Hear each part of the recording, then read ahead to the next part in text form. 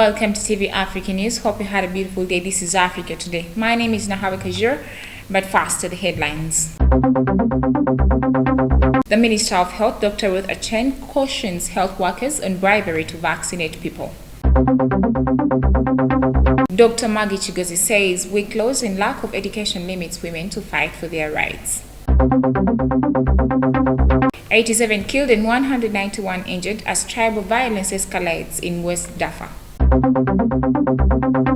And in sports today, Uganda cranes fall in latest. Let's have the news in detail. The Minister of Health, Dr. Ruth Aceng, has warned health workers against bribery from the public to be vaccinated. This was in her national address about the current status of COVID-19 in the country at the Ministry of Health headquarters in Naguru. We have more. Addressing journalists in Kampala, Minister of Health, Dr. Jane Ruth Aceng, emphasized that the COVID-19 vaccination is free of charge and anyone caught in bribery for the vaccination will be held accountable. COVID-19 vaccination is voluntary and free of charge. Please go for this vaccine when your turn comes. Most importantly, report any individuals who solicit money to administer the vaccine. This is a criminal offense, and the responsible officers will be apprehended and punished according to the law. The minister also stressed that although there is no scientific evidence of absolute contraindication to alcohol, if taken in moderation, excessive consumption of alcohol is harmful to human health. I would like to reiterate that individuals who consume alcohol should get vaccinated against COVID-19 to ensure that they are protected from hospitalization and death due to COVID-19. Remember, excessive consumption of alcohol is harmful to your health. Honorable Aceng appealed to the general public to embrace the COVID-19 vaccine in order to save lives of their relatives and the community at large.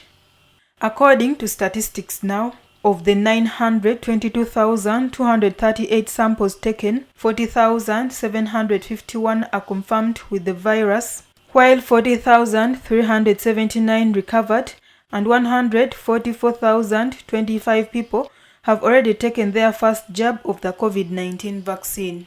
Nalugo Muyingo, Africa Today. Moving on, Africa is an exciting frontier for businesses looking for opportunities to expand in new markets. Yet persistent gender inequality is limiting the continent's potential. Dr. Maggie Chigozie attributes the challenge of gender balance to weak laws and lack of education. This was in an exclusive interview with TV Africa in Kampala. We have the report. Notwithstanding success stories about women at the top of the pyramid, millions of the ordinary African women are not sharing equally in Africa's economy and society. Worse progress towards gender parity has stagnated or even regressed in recent years. While women account for more than 50% of the continent's population, they generated just 33% of its GDP in 2018. Across the continent, women now hold 25% of the board positions, well above the global average of 17%. Yet there has been very little trickle down. Although Africa's female labor force participation rate is above the global average, most African women work in low-paid jobs in the informal sector and have neither the skills nor the opportunity to advance. We talked to Dr. Maggie Chigozie, the former executive director of Uganda Investment Authority, on how she managed this job and sitting on the executive board of Pepsi Uganda. Do we need to do? Education has happened. When I went for graduation in Makerere, 54% were women. So on the education front, we are getting there. A lot of us still drop over because they marry the girls young, make them pregnant. That is what we need also to continue the fight to bring all the women up so that they all do at least up to a skill. They get a skill at least. So we need to build our women's leadership skills, their business skills. I am very proud of my business women. They are really doing well. They've got big businesses, they're growing, and it makes me very happy because when I started with them, they were really small. They were lacking confidence in their positions, but we need to move faster. So we need a law now. The law that was 30% for the MDGs must now be 50% so that we have equality. Dr. Maggie Chigozi attributes the challenge of gender balance to weak laws and lack of education, of which most women are mistreated even after at times of death of their husbands. Some African countries like Botswana, Kenya, Rwanda, South Africa and Uganda have made head in getting more women into company boards. So we've achieved the 30% in Parliament. We have not achieved in business. Business, we are less than even 10% in leadership position. We have like 24 banks in Uganda. Only 4 of them have CEOs who are women. So obviously there's a lot of work in the private sector. But the good thing, the private sector themselves are trying. They are interested. They have also discovered that having women working for them is actually makes business sense. They are very good. They are hardworking. They are reliable. So we've taken over positions like human resource. They are all women. Finance, largely women. So there are some areas where we have a lot of strength. Marketing, communication, we have a lot of strength. Greater gender equality on both fronts would yield significant economic dividends. New research from the Meekens Global Institute, MGI, and the Meekens Company in Africa finds that continent could add $316 billion to the GDP at around 10% increase between now and 2015 if each country were to match the progress made by the region's best performance on a particular indicator. But this scenario remains distant possibility. At the current rate, it would take Africa more than 140 years to achieve a gender parity. Katende Chawasinga, reporting for TV Africa. Well, thank you so much, our reporter. Now, the former member of parliament and senior minister, also an NRM member, Honorable Francis Bambu, has appealed to his fellow senior NRM members who are contesting for different positions to exercise mature politics while asking for votes and should stop using huge money that manipulate members. This was in an exclusive interview with TV Africa at his offices in Kampala.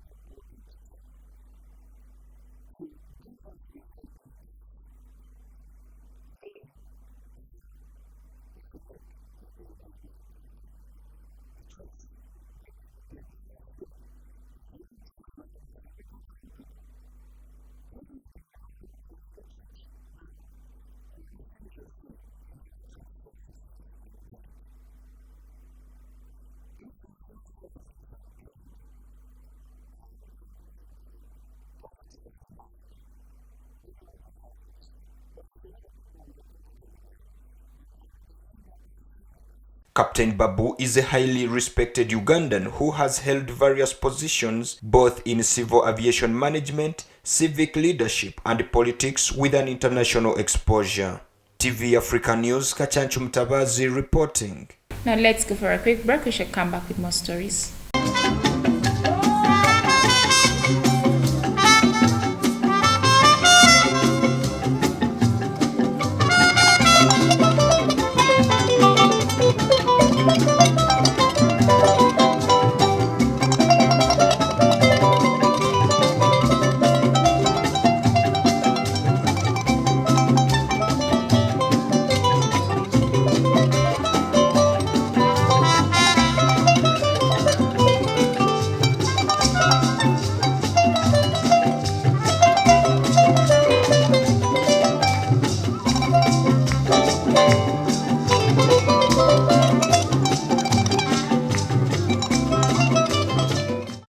Welcome back from the break. You're still watching TV Africa, the right to know. Now, moving on in our international stories today, houses of the Abuza camp for displaced people in Sudan's West Darfur were burnt down as tribal violence sparks again in Jenaina since Saturday, with the number of casualties climbing every day.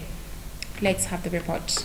In their latest communique, the Central Committee of the Sudanese Doctors has established new victims of the fighting, pushing the latest death toll to 87 and the number of the injured people to 191. According to the UN Humanitarian Affairs Agency, the latest clashes grew out of shooting on Saturday that killed 2 people from the Matsalit tribe in a camp for displaced people. Monday evening, the Sudanese authorities declared a state of emergency and sent military personnel to the West Darfur region in the hope to bring the situation under control. Health agencies have reported the Sultan Tajuddin Medical Complex had been attacked by armed men carrying rocket launchers. Well, thank you so much, Harry Potter. Now, with the start of collective mourning set to last for months, Rwandans are making 27 years since the 1994 Tutsi genocide started in Rwanda that killed hundreds of thousands of people. Let's have more on this story. Alongside his wife Jeanette, Rwanda's President Paul Kagame lit the flame of hope at Kigali Genocide Memorial yesterday, where the remains of 250,000 victims are buried. The flame will burn for 100 days of the entire annual period of mourning, which mirrors the length of the genocide. It is estimated that close to 1 million people died in the 1994 white-fueled genocide, which to this day remains a painful scar for the Rwandese people. President Paul Kagame said the recent publishing of the Duclat report by a group of historians who looked into the role of French authorities in the 1994 genocide was an important step towards a common understanding of what took place. TV Africa News, Kachanchu Mtabazi reporting. Thank you so much, Harry Potter. Now, the Ivorian President Alassane Ouattara has said that the former President Laurent Gbagbo and his former Youth Minister Charles Ble Goude are free to return to the country after being cleared by the International Criminal Court. President Alassane Ouattara said on Wednesday that travel expenses of Laurent Gbagbo and members of his family will be borne by the state of Côte d'Ivoire. Mr. Gbagbo, the first former head of state to be tried by the ICC, and Mr. Ble Goude have consistently maintained their innocence in the incidents that left 3,000 people dead in Côte d'Ivoire after his refusal to recognize Alassane Ouattara's presidential victory in late 2010. In the name of national reconciliation, the authorities had granted Laurent Gbagbo 2 passports, one ordinary and one diplomatic, at the end of year 2020 after he expressed interest to return in December. While Ouattara said Gbagbo was free to return home, he said nothing about a 20-year sentence given to him in absentia in November 2019 by an Ivorian court for misappropriating funds from the regional central bank. Well, moving on, Djibouti's President Ismail Omar Guelleh is expected to extend his 2-decade rule of the tiny Horn of Africa nation as the country heads to the polls Friday. We have more. President Ismail Omar Guelleh, who is 73, is facing political newcomer Zakaria Ismail Farah after his only rival after traditional opposition parties decided to boycott the election. a businessman specialized in the importation of cleaning products. Farah, who is 56, is seen by observers as unlikely to pose a significant challenge to the strong man who has been in power for 22 years. Guwele, flanked by his wife and government officials, wrapped up his campaign on Wednesday with a colorful final rally in a stadium packed with cheerful supporters and traditional dancers. Djibouti is a largely desert country strategically situated on one of the world's busiest trade routes and at crossroads between Africa and the Arabian Peninsula, a short distance from war-torn Yemen.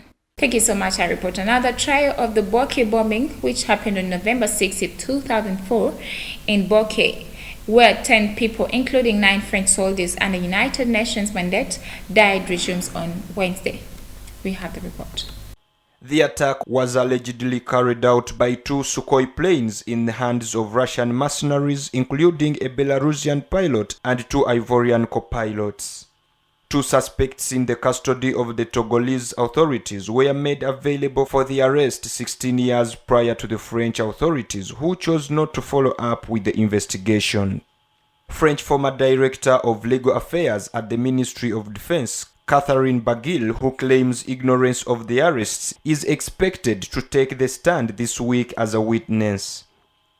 Michelle Alliot-Marie, then Minister of Defense, who initially stated she had told the courts everything she knows, has finally agreed to be present at the trial.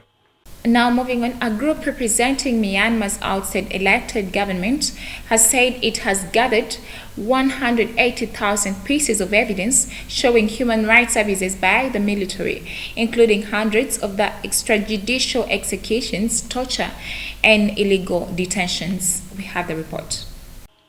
The Committee for Representing Paidaungusu Luta, which was set up in the aftermath of the coup to represent MPs from Aung San Suu Kyi's National League for Democracy Party, said its legal representative would meet UN investigators to discuss the abuses on Wednesday.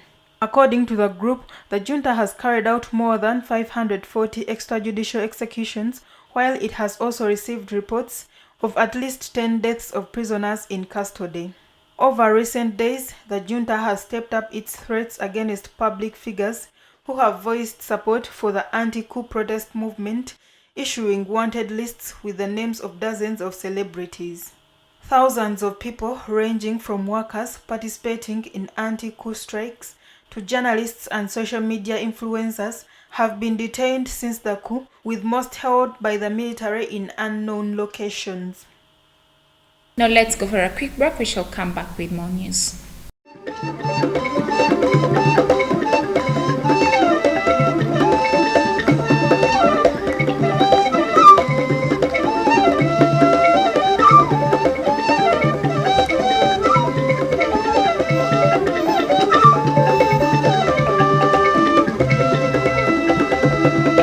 Welcome back from the break. You're still watching TV Africa, the right to know. Now, in our business news today, Ethiopia said on Wednesday that it would not be deterred from the impounding water at its Nile mega dam, despite a persistent impasse with downstream countries worried about their water supply.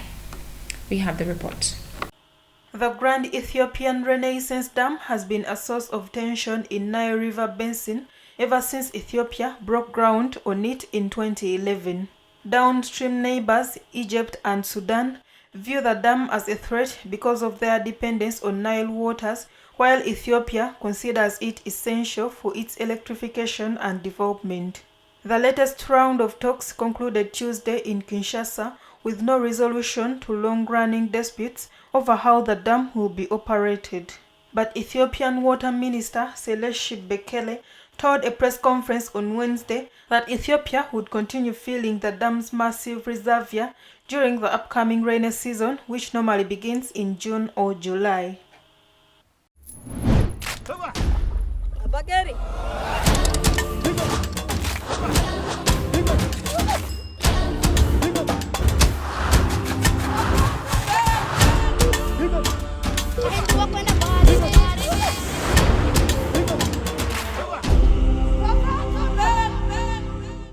Away from business, in our health news today, health experts in Haiti have raised concern over the well-being of the Haitians as political instability in the country deepens after more than a year into the COVID-19 pandemic with no single COVID-19 vaccines for its over 11 million population.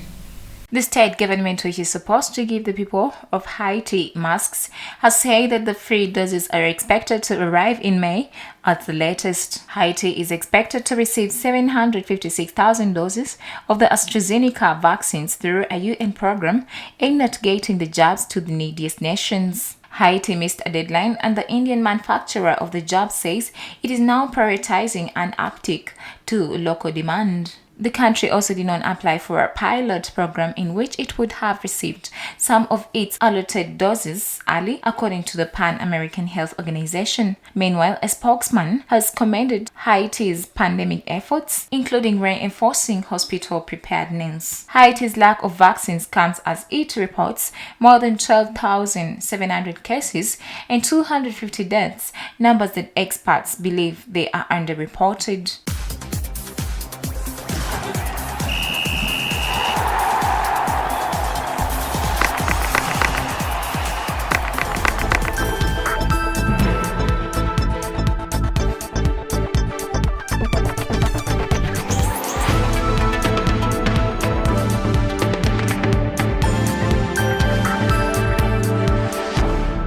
Well, thank you so much, our reporter. Now, in our sports today, Uganda senior football national team, the Uganda Cranes, has dropped in the latest monthly rankings released by the World Football Governing Body, FIFA. We have the report. The rankings of the month of March released on Wednesday show that Uganda has fallen by one slot to 88th position. Uganda played 2 games last month, drawing goalless against Burkina Faso and lost 1-0 to Malawi in Africa, ranked 16th. Uganda's opponents in the forthcoming 2020 FIFA World Cup qualifiers, Mali occupy 57th position, while Kenya and Rwanda are 102nd and 109th respectively. The top 5 nations in Africa: Senegal, Tunisia, Nigeria, Algeria, and Morocco in that order. The global rankings remain unmoved at the summit, with Belgium, France, Brazil, England, Portugal, and Spain falling the first 6 slots. Katende Chabasinga, reporting for TV Africa. Now, before we end our bulletin, let's have a recap of our top stories. The Minister of Health, Dr. Ruth Aceng, cautions health workers on bribery to vaccinate people. Dr. Maggie Chigozi says weak laws and lack of education limits women to fight for their rights. 87 killed and 191 injured as tribal violence escalates in West Darfur. And in sports today, Uganda Cranes fall in latest. That was the news on TV Africa. Thank you so much for watching with us from where we started. Don't forget to subscribe to our YouTube channel. We shall keep updating you. It is TV Africa, the right to know. This is Africa, and that was the news.